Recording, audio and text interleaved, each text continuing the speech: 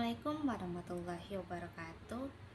Hai, perkenalkan nama saya Anaya Putri Nabila dari kelas 23B Prodi Pendidikan Bahasa dan Sastra Indonesia.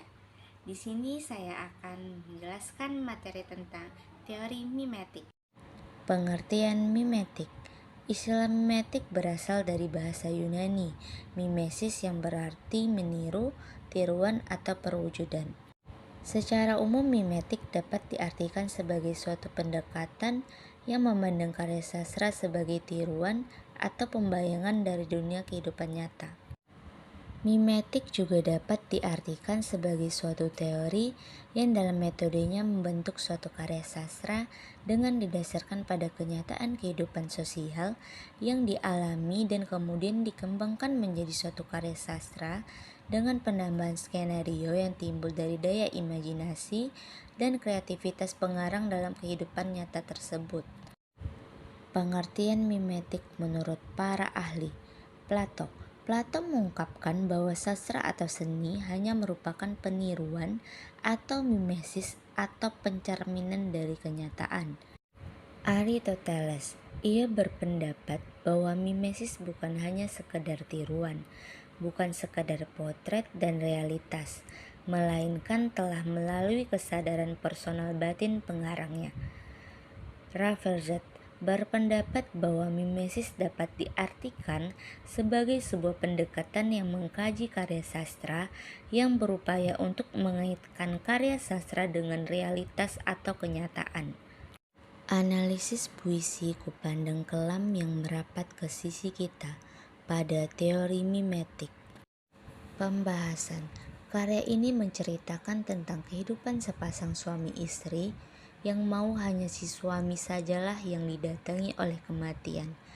Kematian yang disambut dengan penuh gelisah dan kepasrahan tergambar pada kata kelam.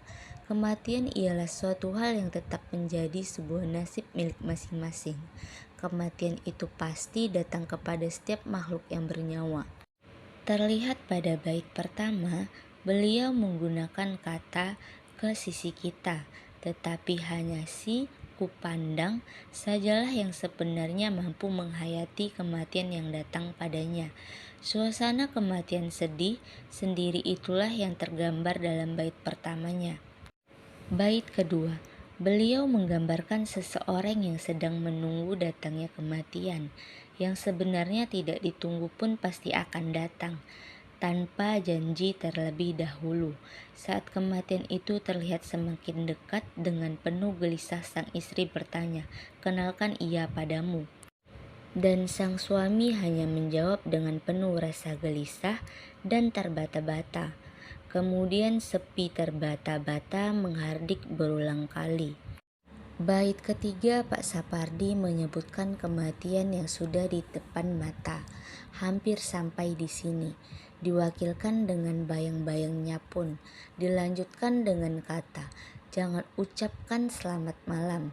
Penyair mengungkapkan sambutlah kematian itu dengan sikap hormat, menyisih dan berikanlah jalan kepadanya, dan berbicara pelan. Itulah saat itu bisikku. Bait terakhir, ku kecup ujung jarimu, kau pun menatapku, menggambarkan sang suami yang mengecup ujung jari istrinya yang sudah pasrah dengan keadaan. Sambil menatap suaminya, ia berkata, "Bunuhlah ia suamiku, bunuhlah." Di sini semua bermakna tolaklah. Hentikanlah kematian yang datang kepadamu, tetapi mustahil seseorang menolak kematian. Maka si suami sendirilah yang akhirnya harus menghadapi kematian yang datang lewat kelam itu.